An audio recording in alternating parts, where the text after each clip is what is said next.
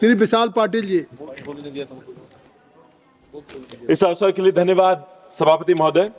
Fourth largest economy, fastest growing economy, विकसित भारत की तो बहुत बात हो चुकी, बहुत लोग बोल चुके हैं। I want to talk about दो 140 करोड़ लोगों की थोड़ी बात करें।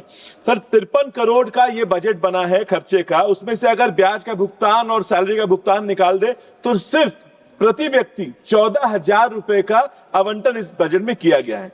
सर पर कैपिटा जीडीपी में हम आज 146 नंबर पे आए हैं, because there is no concentration on per capita capital expenditure. Sir घोषणाएं तो बहुत करती हैं, अच्छी घोषणाएं की, I congratulate the minister for doing that, but then they have also spoken of 2022 तक सबको घर देंगे, वो नहीं कर पाए। उन्होंने किसानों की आय दुगनी करने की बात की, ऐसे बहुत सारी घोषणाएं की, लेकिन कर नहीं पाए। अब ट्रेड डील पे बहुत लोग बोल चुके हैं, ट्रेड डील है, टेढ़ी डील है, इस पर मैं ज्यादा समय नहीं दूंगा, लेकिन उस पर एक बजट के लिए कुछ तो प्रोविजन करना चाहिए था, क्योंकि कॉटन कपास जो हमारे किसान उगाते हैं, मक्का, सोयाबीन, इस पे जो इफेक्ट आने वाला है उसको बचाने के लिए कुछ तो बजट लाना जरूरी था।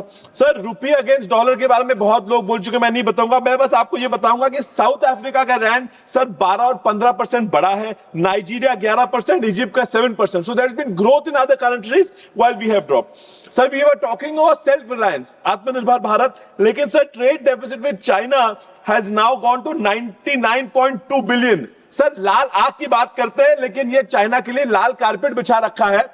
आप देखिए सर, चाइना का माल अब अफगानिस्तान और नेपाल जाके किशमिश जो हमारे किसानों के लिए बहुत इंपॉर्टेंट आय का जरूरी है, वो अब इंपोर्ट हो रहा है, उसकी वजह से किसानों का नुकसान हो रहा है। सर सबसे पहले मैं और एक बात बता रहा हूं, ये न्यू एम्प्लॉयमेंट जनरेशन स्कीम जो मिनिस्ट्री ऑफ लेबर ने लाई है, सर 20,000 करोड़ का इन्होंने बजट एस्टिमेट किया है, और रिवाइज एस्टिमेट सिर्फ 848 करोड़। सर वैसे ही इन्होंने इंटर्नशिप स्कीम जो बहुत ये लोग चर्चा करते हैं, 10,831 करोड़ का इन्होंने बजट एस्टिमेट किया था, और चुपचाप से उसको 526 करोड़ रुपए कर दिया, और इस बजट में घटा के बजट एस्टिमेट 4,788, तो कम से कम आधा कर दिया। तो सरकार ये कहती है कि युवा घर से 5 किलोमीटर से दूर ज्यादा नहीं जाना चाहते, इसलिए फेलियर हुआ है। Sir that is not the reason for failure. Sir बस जुमला मारो, साली गर्तियां दूसरों पे डालो, ये सरकार नहीं कर सकती, कुछ तो इसमें और करना जरूरी है। Sir then they have spoken of new ITI upgradation scheme, 3,000 crore का ऐलान किया। Sir actually revised estimate has come down to 356। So yes, फिर ये जाके इन्होंने 3 लाख और 5 लाख के जो किसान कर्जा लेते हैं उस पे इंटरेस्ट सब्सिडी की बात की, सबवेंशन की बात की, उसके आगे कुछ नहीं हुआ। तो ये अनाउंस करते जा रहे हैं, हम ताली बजा रहे हैं, एक्चुअल बजट और रिवाइज्ड एस्टिमेट और एक्चुअल खर्चे में सर बहुत फर्क है। सर मेरे निर्वाचन क्षेत्र में मैं कुछ बताना चाहता हूं। सर हल्दी, किशमिश, गन्ना, इन उत्पादकों के लिए इस बजट में कुछ नहीं किया गया। क्या ये जरूरी नहीं, सरकार नहीं मानती? सर वेयर हाउसेस बनाने, कोल्ड स्टोरेजेस बनाने, उसके लिए एडिशनल प्रोविजन करनी थी, हमारे स्टेट के लिए करनी थी, वो नहीं कर पाए।